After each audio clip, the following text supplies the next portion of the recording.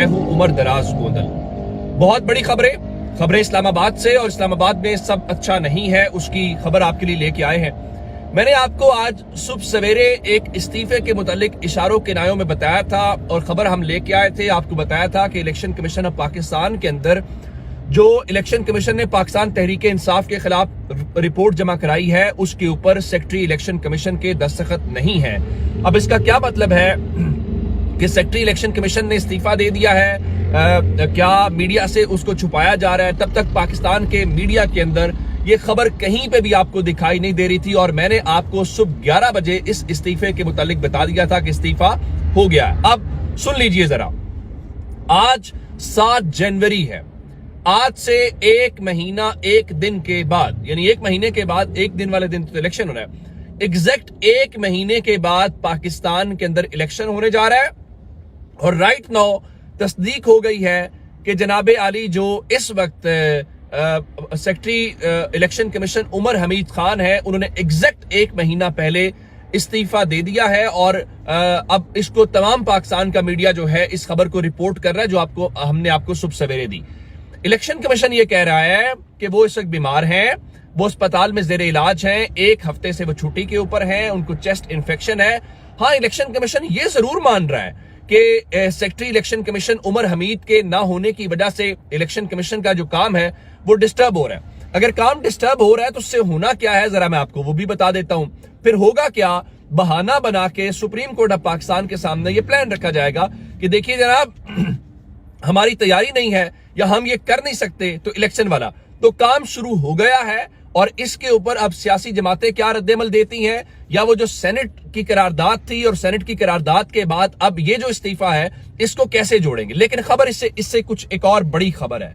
Plans चीजें मुख्तलिफ है, लेकिन मसला यह है कि उनकी चीजें बाहर आ जाती हैं, जो मैं आपके सामने रखना चाहता हूं। वो क्या सूरत हाल ये है कि जनाबे आली इस वक्त निगरान हुकूमतें, उनसे मुतालिक भी खबर आ गई है। यानी सूरत हाल इस नहज के ऊपर पहुंच गई है कि इमरान खान को रोकने के लिए या इमरान खान के डर की बुनियाद के ऊपर उस नहज के ऊपर चले जाया जाए जहां पे निगरान हुकूमतों को भी छुट्टी कर दी जाए। मैं आपको खबर दे देता हूं। खबर यह है कि इस वक्त जो 2 लोग हैं सेटअप के अंदर, एक अनवारुल हक काकड़ है और नंबर 2 मोहसिन नकवी है। मोहसिन नकवी ने अनवारुल हक काकड़ से जरा ज्यादा अच्छा काम किया है। जो ताकत वाले चाहते हैं उनको जरा वो ज्यादा पसंद आए। और मैंने आपको बताया था कि मोहसिन नकवी ने यहां पे चादर 4 दीवारी का जो तकद्दुस पुलिस के उसकी हुकूमत ने पामाल किया है वो एक तारीख है। और जितनी ज्यादा इस किस्म की चीजें की जाएंगी, खिलाफ वर्जियां की जाएंगी, 2 नंबरियां की जाएंगी, उतना वो बंदा पसंद आएगा। और खबर यह है कि वो जैसे कहते हैं ना, रिश्ते वाली बहन बड़ी बहन को देखने आए, छोटी बहन पसंद आ गई, जो नवाज शरीफ और शहबाज शरीफ के केस में कहा जाता था। तो वो छोटी बहन वाला किस्सा इस मामले में भी आ गया। अब इसकी प्रैक्टिकलिटी के ऊपर सवाल है। नंबर 1 खबर यह है, अनवारुल हक काकड़ से दिल भर गया है। क्यों भर गया है, उसकी क्या वजह है? अब शादाब रियाज साहब जर्नलिस्ट हैं और एक चैनल के लाहौर में वो ब्यूरो चीफ भी हैं। तो अब उनकी खबर क्या है, मैं खबर आपके सामने रखता हूं, फिर अगली बात बताता हूं। वो ये कहते हैं कि निगरान वजीर आला पंजाब मोहसिन नकवी वजीर आजम होंगे, काकड़ साहब की छुट्टी, सूबे और विफाक में निगरान हुकूमतें तब्दील करने का फैसला। अब ये उनकी खबर है कि अब निगरान हुकूमतें जाएंगी। लेकिन यहां पे एक सवाल है, और उस सवाल के अंदर ही ये सारी कैफियत है। वो सवाल क्या है? वो सवाल ये है कि निगरान हुकूमतें तब्दील, अगर आप उनसे मिसाल के तौर के ऊपर इस्तीफा दिलवा देते हैं, इस्तीफा दिलवाने के बाद नया वजीर आजम निगरान कैसे तैनात होगा? अब उसकी क्या वजीर आजम और अपोजिशन लीडर तो मौजूद नहीं है, क्या वो इसके ऊपर कोई मुशावरत कर सकते हैं? क्या सुप्रीम कोर्ट से रुजू किया जाएगा?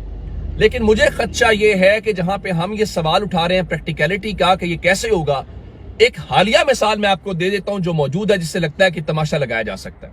अब आप कहेंगे वो क्या? आपको याद होगा कि हाल ही में निगरान वजीर आला खैबर पख्तूनख्वा जो महमूद खान थे, जो पिछले जो थे उनका निगरान जो थे, आजम खान, माजरत चाहता हूं, महमूद खान नहीं, महमूद खान तो तहरीक इंसाफ के थे, आजम खान जो निगरान वजीर आला थे, उनका इंतकाल हो गया। जब उनका इंतकाल हुआ तो उसके बाद फौरी तौर पे जो साबिक क्या बोलते हैं कि वजीर आला थे, महमूद खान और साबिक ऑपोजिशन लीडर अकरम दुरानी ने मुशावरत की और उस मुशावरत की बुनियाद के ऊपर उन्होंने अरशद साहब जो नए हैं उनको निगरान वजीर आला के तौर के ऊपर तैनात कर दिया। यानी उन्होंने उसकी एक प्रैक्टिस हमने देख ली कि साबिक वजीर आला और साबिक ऑपोजिशन लीडर ने आपस में वो सारा कुछ कर लिया। अगर ये खेल खेला जाता है कि अनवारुल हक काकड़ को कहा जाता है चलो तुम इस्तीफा दो, तो इसका मतलब ये होगा कि शहबाज शरीफ भी यहीं पे है, इसका मतलब ये होगा कि राजा रियाज भी यहीं पे है और दोनों लाइन हाजिर भी हैं, कोई मजाल है इधर से उधर होने की, तो उनको सिंपल एक कमरे में बिठाया जाएगा, नाम उनके सामने रखा जाएगा, उनको कहा जाएगा ये मोहसिन नकवी का नाम आप दे दें, तो मोहसिन नकवी को वहां पे किया जा सकता है। लेकिन इसके ऊपर सवालात हैं। लेकिन खबर आ गई है, जिस तरह खबर आई थी उमर हमीद के इस्तीफे की, और हमने आपको टाइमली बता दिया था कि ये इस्तीफा हो गया है क्योंकि वो रिपोर्ट सुप्रीम कोर्ट में जो जमा हुई है, और ये क्रेडिट जो है वो फहीम अख्तर मलिक का है कि वो अंदर से खबर की तह में से भी खबर निकाल के लाते हैं इलेक्शन कमीशन की। ये एक अच्छी जो उनकी तारीफ है वो होनी चाहिए। अब ये सारा तमाशा सिर्फ एक बुनियाद के ऊपर है कि आपने इलेक्शन जो है वो नहीं होने दे रहा। अब इसके ऊपर काजी फायज ईसा साहब का भी बहुत बड़ा इम्तिहान है कि क्या काजी फायज ईसा अपनी अमलदारी कायम कर पाएंगे, नंबर 1, या नंबर 2 जो उन्होंने जस्टिस बंदियाल के दौर में वो खुद इस चीज में रहे, सुप्रीम कोर्ट ग्रुपिंग का शिकार हो गई और किसी फैसले के ऊपर अमल दरामद नहीं हो पाया, इवन मई के अंदर जो आप इलेक्शन नहीं करवा पाए। तो क्या काजी फायज ईसा भी उस अपहज कमजोर किस्म के चीफ जस्टिस साबित होंगे, या फिर काजी फायज ईसा इस्तीफा देंगे, घर जाएंगे, या फिर काजी फायज ईसा जो है तौहीन अदालत के अंदर अमली तौर पे किसी के खिलाफ इक़दाम करेंगे। मेरे ख्याल से एक मुश्किल काम है, लेकिन अगले चंद दिनों के अंदर पाकिस्तान के अंदर सूरत हाल मुकम्मल तौर पे तब्दील होती हुई दिखाई दे रही है और उसको ग्राउंड के ऊपर भी काम किया जा रहा है। आप ये मत समझिएगा कि सिर्फ इस्तीफे दिलवाए जा रहे हैं। मिसाल के तौर के ऊपर आपने देखा कि शाह महमूद कुरैशी के जो पाकिस्तान के साबिक वजीर खारजा हैं, उनके कागजात नामजदगी जो है वो मुस्तरद किए गए। उसके बाद आज सनम जावेद के लाहौर में मरियम नवाज को जो रास्ता है वो देने के लिए उनके कागजात भी मुस्तरद किए गए। अब मैं आपको एक लतीफा सुनाना चाहता हूं जो पाकिस्तान के अंदर सिर्फ हो सकता है। हमाद अजहर साहब के हल्के में कल मैंने सर्वे किया, लोग कहते हैं हम तहरीक इंसाफ को जितवाएंगे। उन्होंने कागजात नामजदगी जमा करवाए थे NA 129 के अंदर, ठीक है जी। रिटर्निंग अफसर ने उनके कागजात नामजदगी मुस्तरद कर दिए जी, वो इश्तिहारी हैं और ये वो। भाई इसहाक डार इश्तिहारी नहीं था जब सेनेटर बना था, और जब वापस आया तो तब वो इश्तिहारी नहीं था। ये सब कुछ हुआ कि नहीं हुआ? अच्छा चले, दिलचस्प लतीफा जो इसमें है वो ये है कि NA 129 के अंदर कागजात नामजदगी रिटर्निंग अफसर से मुस्तरद हुए और जो ट्राइब्यूनल है, अपने ट्राइब्यूनल ने भी उनके कागजात मुस्तरद करने का फैसला बरकरार रखा और हमाद अजहर की अपील खारिज कर दी। लेकिन एक और तमाशा साथ ये लगा कि PP 171 जो इस कौमी असम्बली के हल्के के नीचे की सूबाई सीट है, उसके ऊपर हमाद अजहर के कागजात मंजूर हो गए हैं। यानी एक बंदा कौमी असम्बली की सीट के लिए ना अहल है, लेकिन सूबाई असम्बली की सीट के लिए अहल है। ये क्या पैमाना है, ये क्या स्क्रूटनी है? लेकिन उसके पीछे एक हिकमत है, मैं आपको बता देता हूं। PP 171 के अंदर जो हमाद अजहर हैं, उन्होंने कागजात जमा करवा रखे हैं, मंजूर कर लिए गए। वहां पे उनके वालिद मियां अजहर ने कागजात जमा करवा रखे हैं, मंजूर कर लिए गए। उसके बाद मियां असलम इकबाल जो हैं, उन्होंने भी कागजात जमा करवा रखे हैं, वो भी मंजूर कर लिए गए। अब उनको कौमी असम्बली से आउट किया, सूबाई असम्बली में इन किया। वजह क्या है? वजह यह है कि मुस्लिम लीग के मुकाबले में जरा एक तो रास्ता उनका साफ हो जाए, और नंबर 2 यहां पे तहरीक इंसाफ आपस में लड़ना शुरू हो जाए।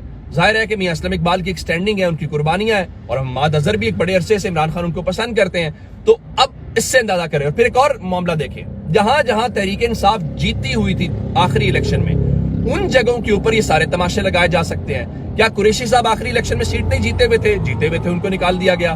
क्या हमाद अजहर आखिरी सीट नहीं जीते हुए थे? जीते हुए थे, उनको निकाल दिया। फिर इलेक्शन कमीशन और बाकी सब लोग कहते हैं जी तहरीक इंसाफ के लिए हम लेवल प्लेइंग फील्ड दे रहे हैं। ये लेवल प्लेइंग फील्ड कहां पे किसको दी जा रही है? ये बड़ा एक दिलचस्प सा मामला है। अच्छा, अब ये सूरत हाल है। और दूसरी तरफ इमरान खान के जो मियां वाले से कागजात नामजदगी मुस्तरद हुए हैं, उसके ऊपर इलेक्शन ट्राइब्यूनल ने फैसला महफूज कर लिया है और उनकी जानिब से बताया गया है कि वो 10 जनवरी को फैसला सुना देंगे। मेरा नहीं ख्याल कि वो फैसला कोई मुख्तलिफ होगा जो फैसला हमने सुना है। जाहिर है अगर हमाद अजहर और शाह महमूद कुरैशी को डिस्क्वालीफाई किया जा सकता है या उनको इलेक्शन से आउट किया जा सकता है, तो आप क्या समझते हैं कि इमरान खान को इलेक्शन में लाया जाएगा?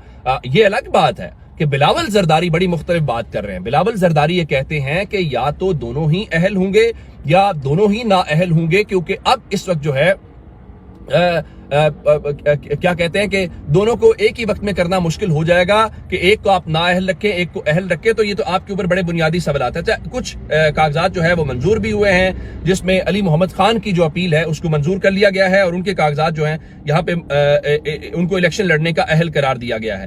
तो ये सारी चीजें अपनी जगह के ऊपर है। लेकिन और एक और अच्छी खबर जो है, शबीर अली कुरैशी जिनके कागजात मंजूर हो गए थे, पाकिस्तान तहरीक इंसाफ के वो रुकन भी हैं, तो उनको गिरफ्तार कर लिया गया था, उनको रिहाई मिल गई है, वो घर वापस आ गए हैं। ये एक अच्छी डेवलपमेंट है। लेकिन पाकिस्तान तहरीक इंसाफ ने एक और बड़ी बात कर दी है। वो क्या, यहां पे ख्याल था जिस तरह फवाद चौधरी हैं या बाकी लोग हैं वो तहरीक इंसाफ के कागजात वो टिकट चाहते हैं। रऊफ हसन जो पाकिस्तान तहरीक इंसाफ के इस वक्त सेक्रेटरी इत्तलात हैं, उन्होंने ये कहा है कि जिन लोगों ने पार्टी छोड़ी है, जिन लोगों ने प्रेस कॉन्फ्रेंस की है, ना उनको टिकट देंगे, लेकिन अगर खुद नहीं आते तो खानदान के किसी फर्द को खड़ा कर रहे हैं, और ना ही हम उनके किसी खानदान के फर्द को टिकट देंगे। और कैटेगोरिकली उन्होंने फवाद चौधरी का नाम लिया और फवाद चौधरी के हवाले से ये कहा है कि वो फवाद चौधरी को भी टिकट नहीं देंगे पाकिस्तान तहरीक इंसाफ का। फिर उनसे सवाल हुआ कि आप ये बताइए कि रिहाना डार जो है, उस्मान और उमर डार की वालिदा वो भी तो हैं, और उस्मान डार ने भी तो इंटरव्यू दिया, जिसके ऊपर रऊफ हसन साहब ने शो के अंदर बताया कि देखिए उस्मान डार पार्टी में वापस आए और वो पार्टी के साथ खड़े हैं, और उनकी वालिदा जो है वो तहरीक इंसाफ के हवाले से तब भी और अब भी जो है। तो लगता यह है कि जिस तरह हमने वो सुना था कि केस टू केस चला जाएगा। ये नहीं होगा कि हर किसी को निकाल दें, ये नहीं होगा हर किसी को टिकट दे दें। ये सूरत हाल को देख के उसकी बुनियाद के ऊपर ये फैसला इमरान खान खुद करेंगे, जो इस वक्त मेरे ख्याल नजर भी आ रहा है। और उसी वजह से मुशावरत जो है वो बैरिस्टर गौहर कह रहे थे मुकम्मल होगी। अपना बहुत सारा ख्याल रखिएगा।